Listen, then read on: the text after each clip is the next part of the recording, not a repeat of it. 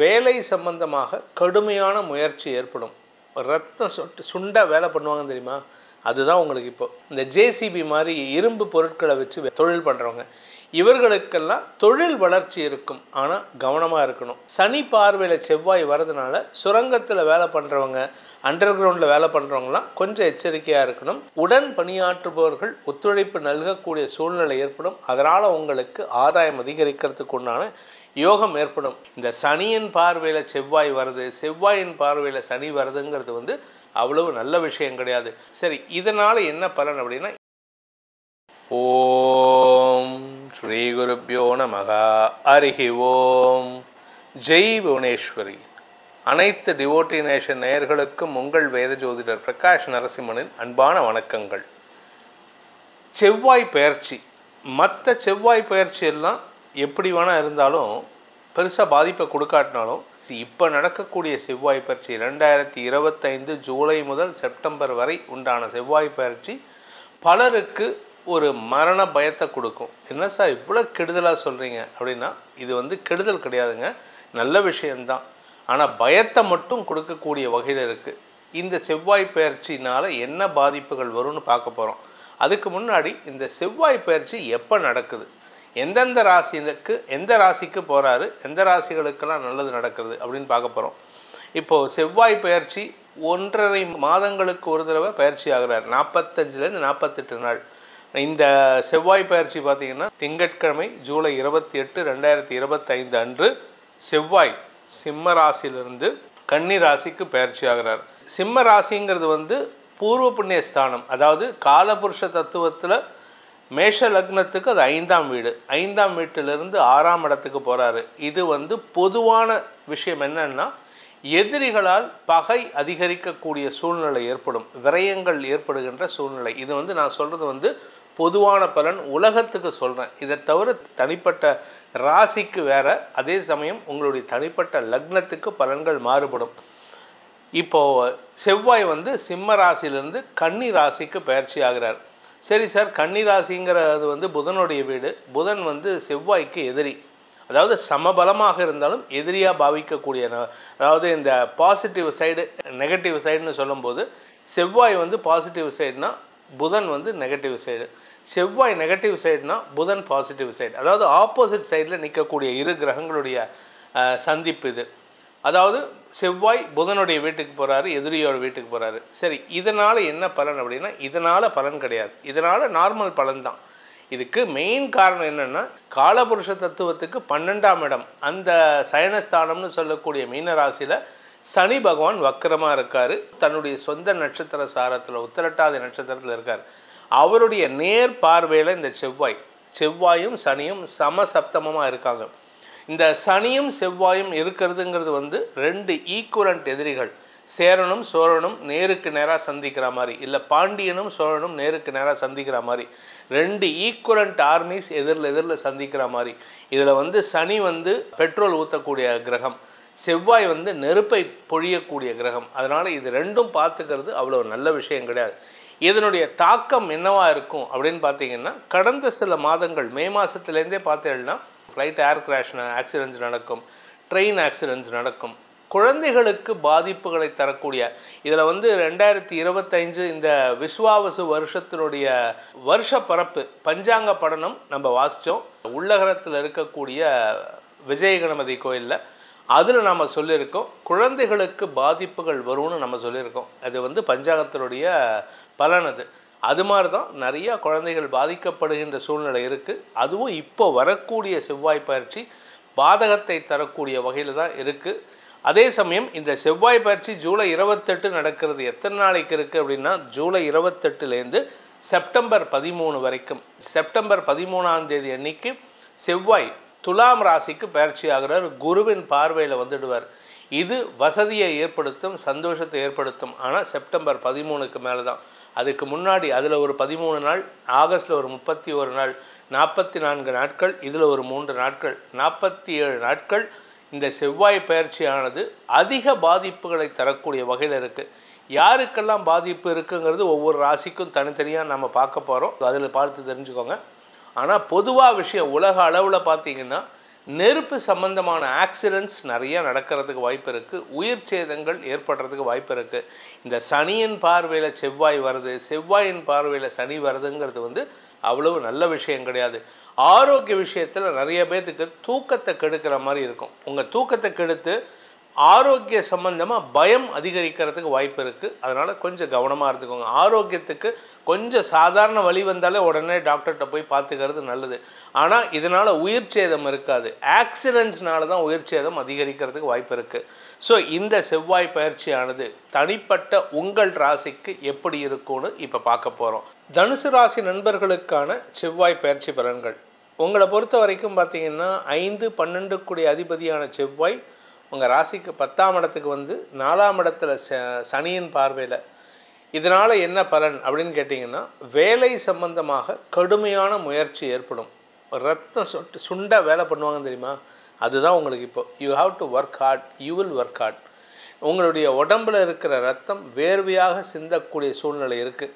அதே சமயம் சிலருக்கு, வெகு சிலருக்கு, அதாவது வயதான பெண்கள், ஒரு 50 வயசுக்கு மேலே இருக்கக்கூடிய பெண்கள், இல்லாட்டி வந்து இளம் ஆண் பெண்கள் 30லேருந்து 35, 40 வயசுக்குள்ளே இருக்கக்கூடிய ஆண்கள், இவர்களுக்கெல்லாம் கொஞ்சம் வந்து மருத்துவ ரீதியான செலவுகள் ஏற்படுறதுக்கு வாய்ப்பு இருக்குது.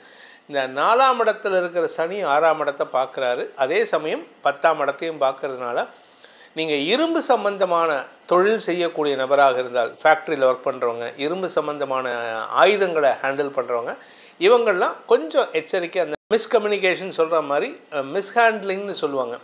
தவறாக ஹேண்டில் பண்ணிட்டீங்கன்னா அதனால் வரக்கூடிய பாதிப்புகளை அனுபவிக்கக்கூடிய சூழ்நிலை இருக்கும். அதாவது நீங்கள் அந்த சம்மட்டி அடிப்பாங்க தெரியுமா, அந்த மாதிரி இந்த கார் மெக்கானிக் இல்லை லாரி டயர்லாம் ரிப்பேர் பண்ணுறவங்க, அவங்களாம் அடிக்கும்போது கொஞ்சம் ஜாகிரதையாக அடிப்பாங்க. சப்போஸ் தப்பி எடுத்துன்னா யார் பிடிச்சுன்னு இருக்காளோ அவளுடைய காலில் அடிபடும். அந்த மாதிரி ஒரு அடிபடுறதுக்கெல்லாம் வாய்ப்பு இருக்குது. எலும்பு சார்ந்த அடிபடக்கூடிய சூழ்நிலை இருக்குது. ஆனால் அதில் நல்ல விஷயம் என்ன, சார் எடுத்தவொடனே கெட்டது சொல்கிறேன் அப்படின்னா, முதல்ல கெட்டதை சொல்லி எச்சரிக்கை பண்ணிட்டோன்னா மற்றது நல்ல சொல்லும்போது நல்ல விஷயங்கள் உங்கள் மனசில் நிறைய நிற்கும். இந்த கெட்டதும் நிற்கும், ஆனால் ஜாகிரதையாக இருக்கணும்னு தோணும். உங்களை பொறுத்த வரைக்கும் உங்களுக்கு நிலம் சார்ந்த தொழில் செய்பவர்கள், ரியல் எஸ்டேட் பண்ணுறவங்க, விவசாயம் பண்ணுறவங்க, வீடு வாங்கி விற்கிறவங்க, வீட்டை கட்டி கொடுக்குறவங்க, புரோக்கரேஜ் தொழில் பண்ணுறவங்க, இந்த மாதிரி தொழில் பண்ணுறவங்களுக்கு, அதே மாதிரி சுரங்கம் தோண்டுபவர்கள், சுரங்கத்தில் வேலை பண்ணுறவங்க, அதே சமயம் வந்து இந்த ஜேசிபி மாதிரி இரும்பு பொருட்களை வச்சு வியாபாரம் பண்ணுறவங்க, தொழில் பண்ணுறவங்க, இவர்களுக்கெல்லாம் தொழில் வளர்ச்சி இருக்கும். ஆனால் கவனமாக இருக்கணும். அதாவது இப்போ வந்து இந்த சனி பார்வையில் செவ்வாய் வரதுனால சுரங்கத்தில் வேலை பண்ணுறவங்க, அண்டர் கிரவுண்டில் வேலை பண்ணுறவங்களாம் கொஞ்சம் எச்சரிக்கையாக இருக்கணும். இந்த நீர் அல்லது நிலம் சார்ந்த தடுமாற்றங்கள் காரணமாக உங்களுக்கு அதில் பாதிக்கிறதுக்கு வாய்ப்பு இருக்குது. நல்ல விஷயமும் இருக்குது, கெட்ட விஷயமும் இருக்குது. அதில் மட்டும் கவனமாக இருந்துக்கோங்க. உங்களுடைய தொழில் ரீதியான முயற்சிகளில் நீங்கள் எடுக்கும் முன்னெடுப்புகளுக்கு கடன் உதவிகள் கிடைக்கும் சூழ்நிலை ஏற்படும். புதிய நண்பர்களின் அறிமுகம், அந்த புதிய நண்பர்கள் மூலமாக கடன் உதவிகள் கிடைக்கிறதுக்கு வாய்ப்புகள் ஏற்படும். ஸோ உங்களுக்கு உங்களுடைய தொழிலில் முதலீடு பண்ணுறதுக்கும் அந்த முதலீட்டின் மூலமாக லாபத்தை பெருக்குவதற்கும் வாய்ப்பு இருக்குது. நீங்கள் ஏற்கனவே ஃபிக்ஸட் டெபாசிட் ஏதாவது வச்சுருந்தீங்கன்னா அந்த ஃபிக்ஸட் டெபாசிட்டை கைமாற்றி விடுவீங்க, இடம் மாற்றி விடுவீங்க. அதனால் உங்களுக்கு ஆதாயம் அதிகரிக்கிறதுக்கு வாய்ப்பு இருக்குது. குழந்தைகள் விஷயத்தில் இருந்து வந்த மனஸ்தாபங்கள் விலகும். உங்கள் கூட பிறந்தவங்க, உங்கள் குழந்தைங்கக்கிட்ட சண்டை போட்டிருந்தீங்க, பேச்சுவார்த்தை இல்லாமல் இருந்ததுன்னா இப்பொழுது பேச்சுவார்த்தை நடத்துறதுக்கு உண்டான வாய்ப்பு இருக்குது. தந்தை மூலமாக உங்களுக்கு சொத்து சேர்க்கை ஏற்படுறதுக்கு உண்டான சூழ்நிலை இருக்குது. அதனால் உங்களுக்கு நன்மைகள் ஏற்படும்.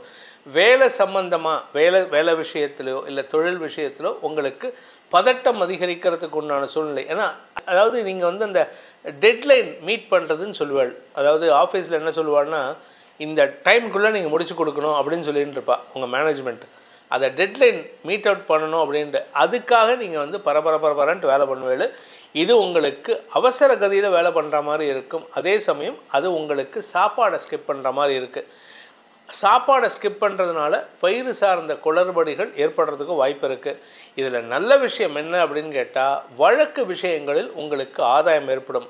தொழில் ரீதியான வழக்கு, வியாபார ரீதியான வழக்கு, இதிலெல்லாம் உங்களுக்கு அனுகூல பலன்கள் ஏற்படுறதுக்கு வாய்ப்பு இருக்குது.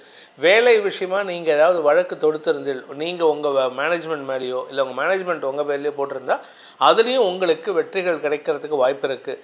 உடன் பணியாற்றுபவர்கள் ஒத்துழைப்பு நல்கக்கூடிய சூழ்நிலை ஏற்படும். அதனால் உங்களுக்கு ஆதாயம் அதிகரிக்கிறதுக்கு உண்டான யோகம் ஏற்படும். மூத்த சகோதரர்கள் உதவிகரமாக செயல்படுவார்கள். உங்களுடைய அண்ணனோ அக்காவோ ரொம்ப சப்போர்ட்டிவாக இருப்பாங்க.